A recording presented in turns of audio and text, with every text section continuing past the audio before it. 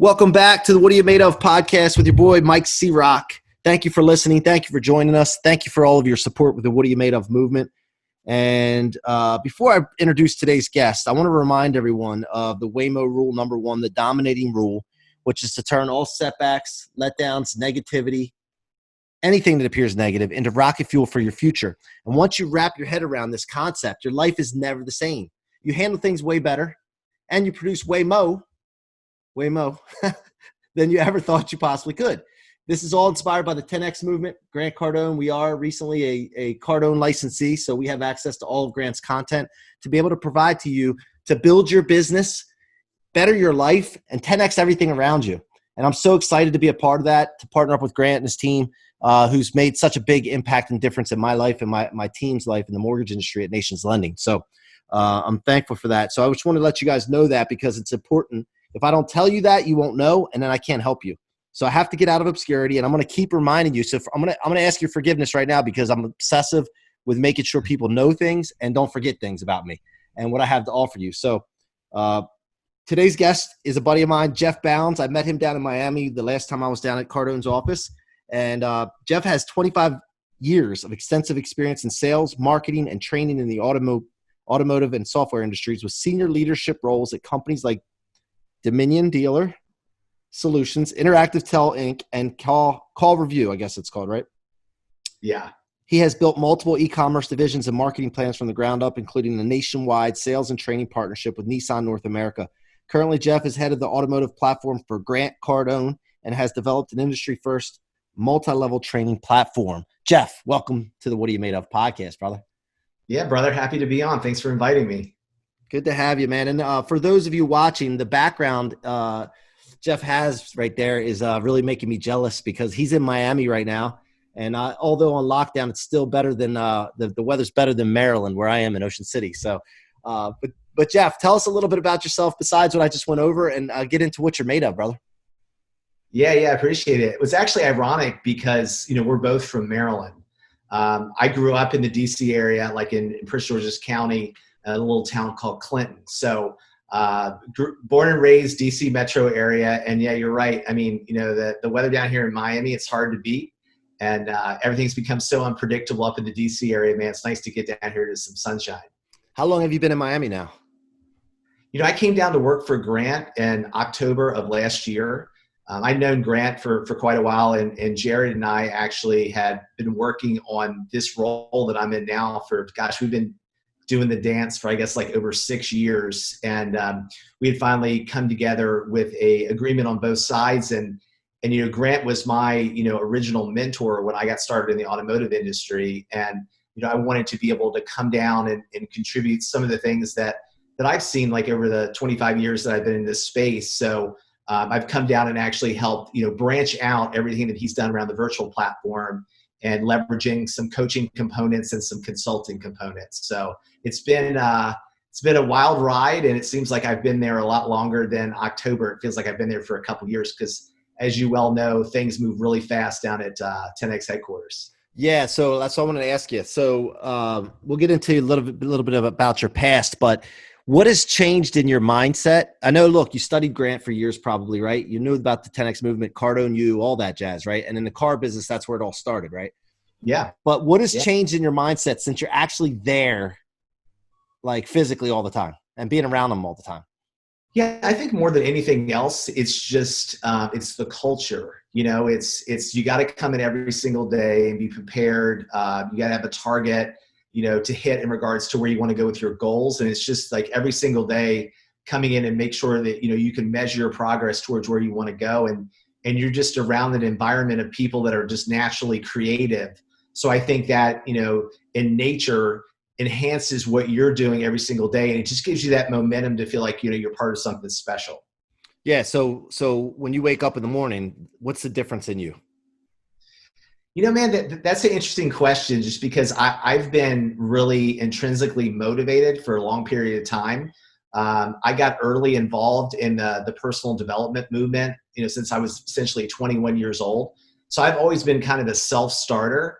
And, if you are going to work with Grant, that's kind of like one of the things that he looks for is he wants people that, are waking up every single morning ready to get it done. So I've never been one that's been difficult to get motivated, and just walking into this it's like a familiar environment for me.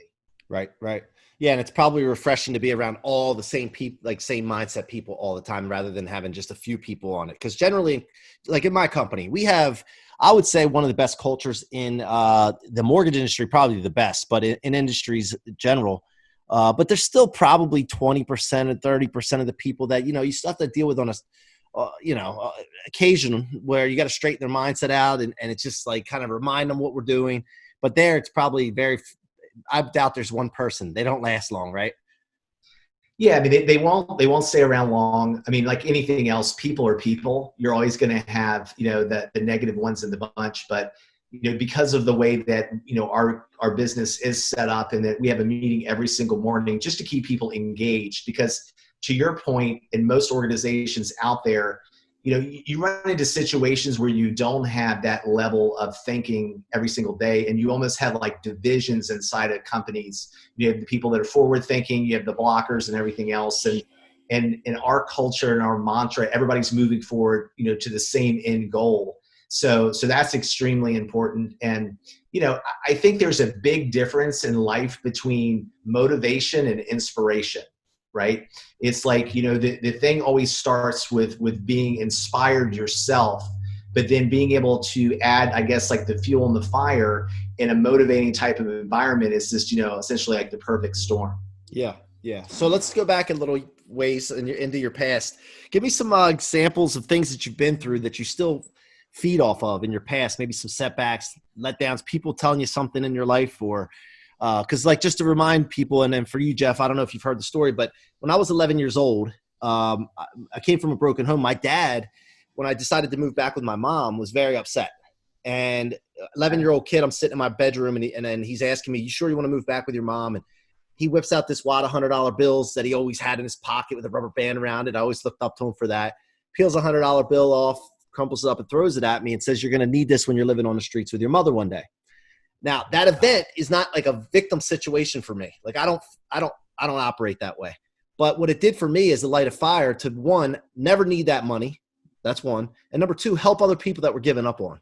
That's been my mission for 30 some years. Didn't really realize that I was on that mission. I was on it, but wasn't aware of it until probably a few years ago, and started to put gasoline on that fire even further, becoming aware of it. But situations like that, like what do you have in your history?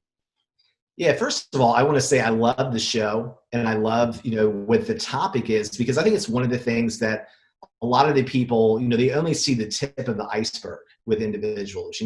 People make assumptions, and people think they know, your journey. And with myself personally, like probably many other people, I mean, it's been a rocky road, For me personally, I guess the biggest obstacle that I had to overcome is, growing up, I had a lot of talent as a baseball player. And that was my mission, my obsession, and everything else. And from the age of essentially 8 years old, I was destined to become a professional player. And I got a lot of attention early, and had a lot of professional scouts and colleges recruiting me. Went to one of the best high schools in the country, DeMatha High School. What position did you play? I was a pitcher. Pitcher? I was going to guess that. Yeah. Yeah. So I was a pitcher. Great high school, got a lot of opportunities to get out there in the marketplace and become known. But then on the other side of the equation, I was never a great student. So school wasn't like my focus. It was, athletics. And that was the passion that kept me going every single day, because I grew up with neither my mother or my father, had a college degree. So it was a working class, household, and everything for me was wrapped around sports. And I think in life, like when you do get like an obsession for something and you do move forward on it, and then it comes down to one day where that dream breaks, and you have to be able to pivot in the moment to think what you're going to do with your life. That's what happened to me. And the crazier thing about it is when I was a junior in high school, the St. Louis Cardinals actually, they told me that they were interested in drafting me. So it was like even that close for me. I was one next step to getting to where I wanted to be. And that summer I was playing baseball, in a summer league, and actually injured my arm. And then I realized, going back in my senior year of college, it just wasn't the same, and it never would be the way that it was. And it was really hard for me mentally to accept that. So everybody always has those moments in their life that they never forget. And the moment for me was we were playing in our conference tournament, and we were playing, down in Louisville, Kentucky. And I remember the last game that I put the cleats on and the bus ride back from Louisville, Kentucky to Richmond, Virginia, and thinking I would never play baseball again. And my dreams and everything that I've wrapped myself around, as a kid was over. And then it was about, starting over and like readjusting. So for me, that was a huge letdown. And, it kind of put me into a certain position where I didn't know which way to go. But my dad, he was a military guy, from Texas, pretty hardcore. And I remember I was back at home, like the first week I was back, and he had come home from work, and he just looked at me and he goes, "Hey, if you think you're just going to lay around all summer, you got another thing coming. You got to go out and find a job." Well, their recommendations for me were like either, apply to work at the post office or be a police officer. So that was like the mindset, right? Mm-hmm. So what did I do? I chose the complete opposite. And at that time, to find out about jobs, you pick up the newspaper. So I picked up the Post, looked in the help wanted section, and I saw this ad, make six figures as an automotive sales professional. And that's where it started. So it's crazy, man. Absolutely crazy to think and look back, 25 years later and see where I've been able to take my career. And I think it really all started off with knowing how to overcome that particular obstacle. And that's just one. That was the first one at a very young age that I had to overcome. And so you went into car sales right then. Yeah. So I went into car sales. I was awful at it, had no idea what I was doing, had no idea whatsoever of how to sell. And, I made that call for the interview, and I remember calling up the number. The lady was like, "Yeah, come in tomorrow at 10 a.m., for the interview. Make sure you have a suit." The only suit that I owned was the suit that I wore at my high school graduation. Right. So I had like this gray sharkskin suit with like a red tie and like a red handkerchief, dude. And I was like, I was ready to rip, So I showed up ready to go, ready for the opportunity. I walk in, and the lady goes, "How can I help you? I'm here for the interview." "Okay, great. Go down the hall to the left." So I go down the hall to the left. I walk into the room. There's like 30 other people there.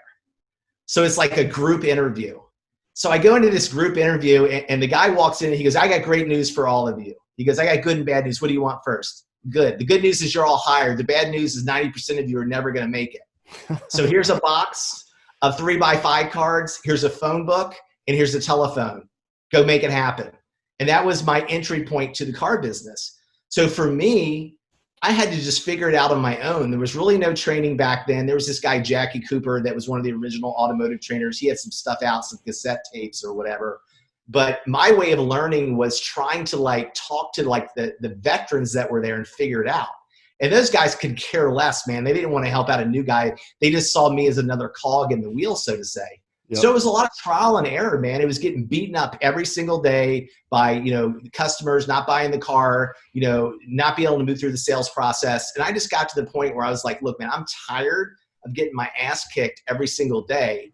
So what I did was I went to Borders Books, which is no longer in existence, and just walked in there to like the sales section, just started picking up books. So I picked up this book by this dude named Joe Gerard, which was like one of the first great car salesmen. So I started reading his book, picked up Tom Hopkins, Brian Tracy, Whoa, hold on a second. Joe Gerard, that's the guy that wrote "I Like You" on a card or something, right? That's him. And he sent it all the time, right? Yeah, I heard a story about him before. You're the first person I've heard mention that name since I heard that story a while back. I don't even remember where I heard it. Some wild thing. He's like the number one, like set the Guinness Book of World Records or something for car sales. Yeah, that was him. And his advice, just to show you how like cheesy it was, is he's like, "Hey man, if you want to get attention, you take like a box of cards, you go to like a sporting event, then you throw them up in the air, and then people are going to pick them up and they're going to know you because everybody's always in the market for a car." And I'm thinking like, this is not the guy, right? So, I was stumbling around trying to figure it out. And then I ran into this guy named Grant Cardone. And, I heard his material. And that time, I had known Grant when he was going like dealer to dealer, selling like CD sets and VHS sets. And I listened to his material. And for the first time, it was really information that resonated with me. for the fact of his delivery and how he kind of made it real and the analogies and the methodologies that he used. So I really latched on to that. And I just made the commitment that I was just going to really absorb the information, get good at it, really get to the point where it's like I could absorb the information and be able to predict what was going to happen in the sales interaction. I literally went from being a guy that couldn't sell a car to a guy selling 15 and 20 cars a month. And not only was I able to sell the cars, but I started to get more confidence because, I think in life, everything is about confidence, and confidence comes from knowledge, and confidence comes from knowing anytime that you walk out in front of somebody that you can just deliver massive value. And no matter what they throw up against you, you had the vehicle to be able to overcome it. So it just literally catapulted my career. So started off working at a Ford dealership, then went to, an import, working for Honda. Well, Jeff, hold on a second. Let me ask you something, though. When you got on the Cardones, I guess it wasn't Cardone you then. It was some tapes and what have you. It was like CD sets. So you got on it, and the people around you weren't on it, right? No. And then to people start like, what have you gotten into? Like, what are you doing? Did you have that happen? They just thought I was like a freak because like all of a sudden overnight I started saying things that like, where's that coming from? And like, my strategy and my approach with the customers was radically different because when Grant launched his information-based selling 23, 24 years ago, people laughed at it. They thought it was a joke, and they're like, oh, nobody wants to do business that way. And then this was the old school car thing where like you come in, you have a trade, they'd throw your keys up on the roof, or they would like, keep your keys in like a safe so you couldn't leave, like that hardcore, old school stuff. Yeah. And I'm in there going into agreement with customers, building rapport, really finding out what works for them. And I was like doing these deals and making like these massive grosses. And then, of course, like anything else in life, when you start to stand out, you get attention and you get haters. And I got both real quick, so everybody started like hating on me and, skating me and trying to steal my customers and stuff like that. And that was my entry point to the car business. Right. Right. So here's the thing too, like you talked about like gross fees and what have you. When you're doing it the right way, it's not like some people think, oh man, you're making this much money on people. It's not making money on people that you don't deserve and the value's not there. The way Grant teaches is information. And also when somebody bought a car from Jeff, they're not getting the same car that they got down the street because Jeff didn't come with that car. And the Absolutely. Service level that you provided and the value you provided, and if they were to call you after they got that car, Jeff was there to service them. And people don't realize that. They're just worried about that dollar figure. Oh, what did Jeff make on this? They don't look at what's coming along with that. And so I talk to my people. We're in the mortgage business all the time. And, we're competitively priced. We don't have a problem with that. But if somebody rate shops us or they go to Quicken Loans, not to give Quicken any love, but they go to Quicken Loans and somebody says, oh, I talked to Quicken and it's a telemarketer that takes – listen, you're not going to get the same thing. It's a 30-year mortgage, yeah, but you don't get Mike C-Roc with it, and right. So speak to that a little bit. Yeah, I love that because, look, like Grant always says, you're either selling yourself or somebody else is selling you, right? And people buy you as an individual. And it was funny, I was just having a training call today around how to create like massive instantaneous rapport with people. And that's the hurdle that most salespeople can't overcome because they don't realize this is a people game. Right? People want to buy for people that they perceive are like them. So that's why when people say, hey, I felt like I've known you forever, or you have like instantaneous rapport and stuff like that, it's not magic. It's just, you're just looking at the other person, you're being authentic, you're being real, and you're asking them the right questions. So you should be talking 20% of the time and listening 80% of the time. Most salespeople do it in reverse. And I became really good at asking a ton of questions. And then in the meantime, making it conversational and not like an interrogation. So there's so many different things that even today in 2020, most people forget about. Because, fact finding is not sexy. Mastering the greeting is not sexy. Everybody wants to talk about closing the deal.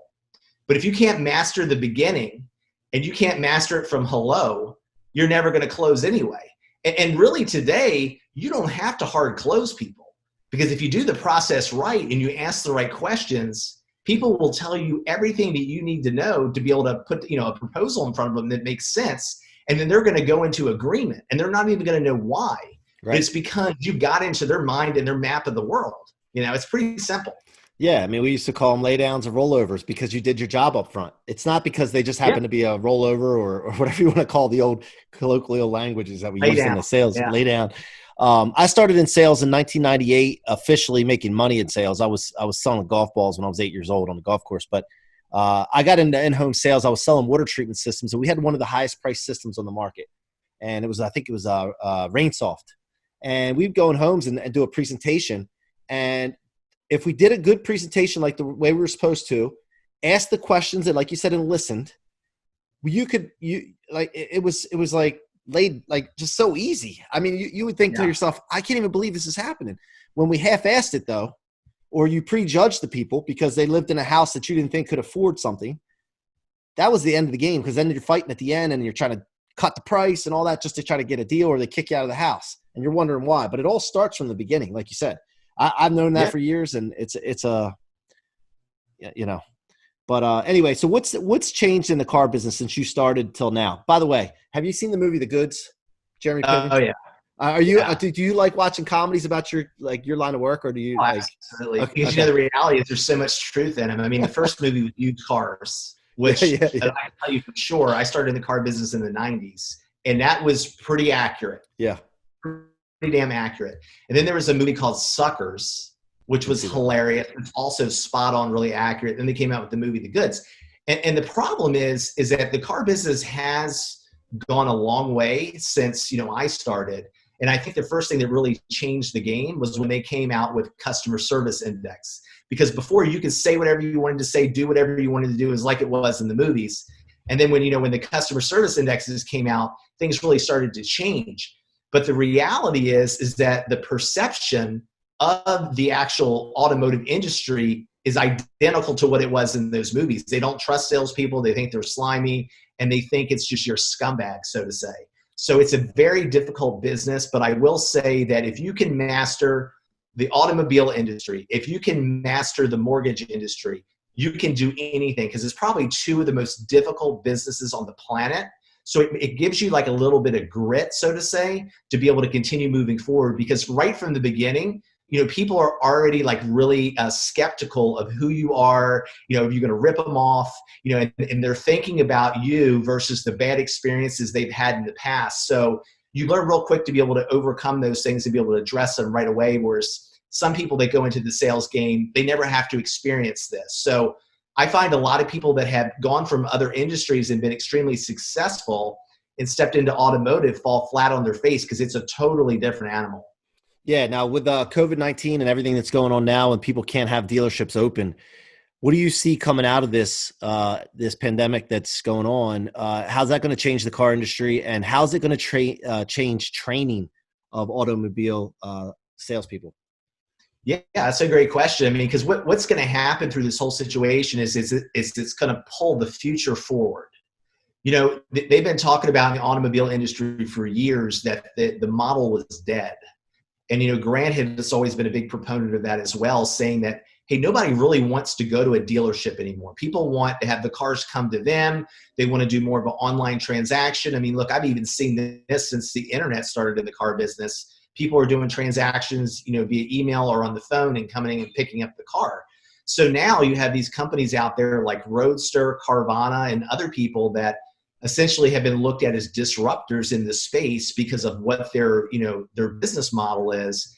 But now, because of everything that's happened through this, crazy situation that we're in, you have states like New York, Michigan, and Pennsylvania that were completely shut down up until like a couple days ago.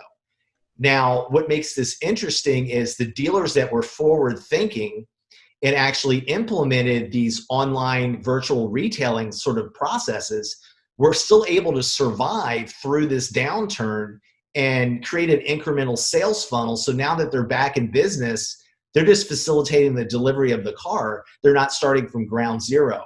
So, you hear everybody talk about like the new normal of what's going to happen, like our world's going to change. It's not going to be the same way. And I agree with that partly, and I disagree with it to a certain extent. But I think that dealers now are not going to take the chance again, because this was a wake-up call.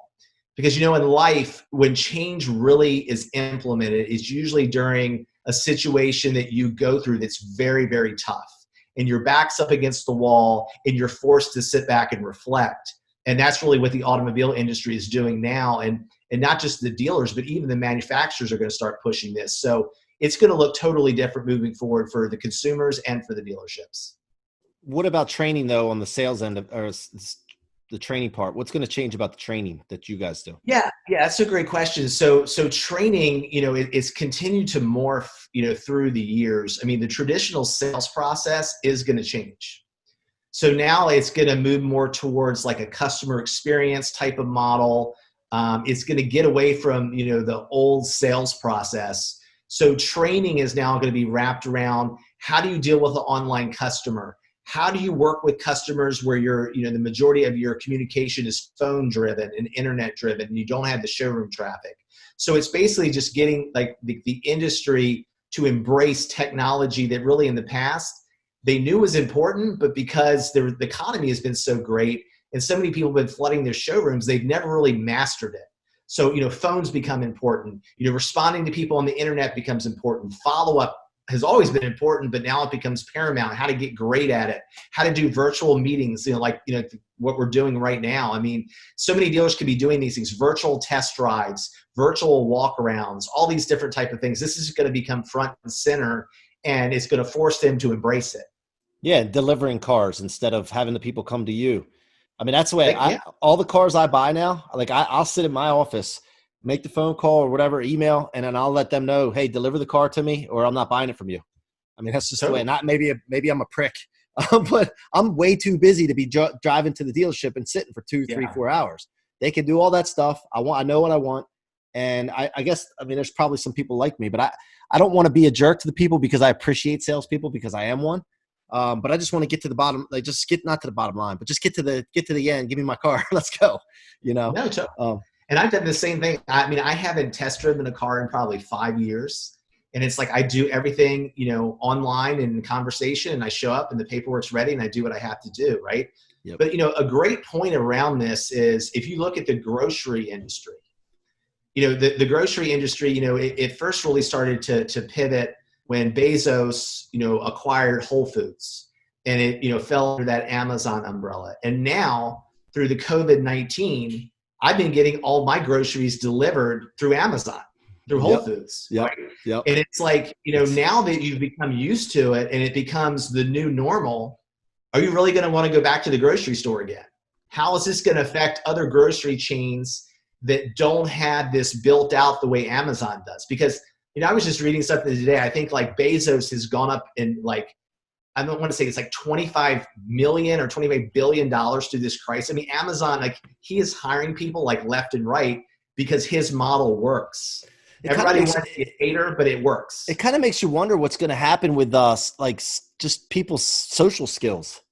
You know what I mean? Like to me, what about the guys that used to go pick up girls at the grocery store? They're not gonna be able to do that anymore.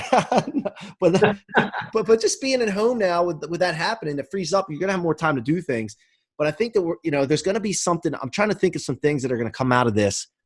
Some innovative things that in regards to socializing, not virtually, but there's gonna be some kind of thing that's gonna have to come about from this. Dude, I love this. I love this topic. And this is literally like you and I are thinking in the same wavelength. There's two different things that are going to happen. First and foremost, the millennial generation has been social distanced for a long time. Everything has been social media, text messaging, engagement. I mean, how many times have you called somebody and they don't answer your phone call, but they text you right back? They don't want that interaction. Now, if I'm out, people make an effort to say hello. Because now people have been quarantined, so now they want to have that engagement, right? But now they're going to have to learn how to really get good at understanding people and being able to know how to engage with them, because for so long they've been almost like immune to it. Right. It's just crazy. So I see this really helping things out. I see it really bringing people together, because all of us are in this together, no matter where you are politically, wherever you are in your views. Every single day, everyone's in the same boat. So I think it's going to pull a lot of people together. I think it's going to bring out a lot of great things for this country. So it's going to be interesting to watch. Yeah, that's awesome. Well, Jeff, listen, how can my audience get a hold of you, get in touch with you, get engaged with you? Yeah, absolutely. So you can reach me at jeff@grantcardone.com. I'm on Instagram, Jeff Bounds. And like I say, be happy to help anybody. I think my driving force is to be able to provide value for anyone. I think, growing up and going through this process and being able to acquire the knowledge that I have. I mean, my biggest, point, I guess, of satisfaction is giving back and helping people find the pathways to success. So we do a fantastic job of that at 10X headquarters. And again, I'm open to helping anybody that's out there. So feel free to reach out and I'll respond back and help you any way that I can. It's awesome. And listen, I was at a live thing, guys, and heard Jeff's presentation. He's awesome. He knows his stuff. He's sharper than a tack. And then that teamed up with the Cardone content as well. I mean, you can't go wrong. So if you're in sales, especially in the automotive industry, and you have any questions, reach out to Jeff. We want to show our guests some love as usual and support them as much as possible. And I'm excited to be a part of the Cardone family as well, Jeff. And we can be brothers now. And thanks for coming on. And if there's anything I can ever do for you, all you got to do is reach out to your boy C-Roc, okay? I appreciate you, bro. You guys have been listening to the What Are You Made Of podcast with your boy, Mike C-Roc. Thank you so much for listening. Please go subscribe on iTunes, Spotify, or if you'd like to watch these, I'll put them up on the YouTube channel, Mike C-Roc Ciorrocco. And also, guys, waymocrew.com is our website, waymocrew.com. Come check us out. We have one-on-one coaching, group coaching, consulting, and I'm available to speak as well. If you have an event that you'd like to have your boy C-Roc come fire you guys up. So until next time, I'm your boy C-Roc. Thank you so much for joining us.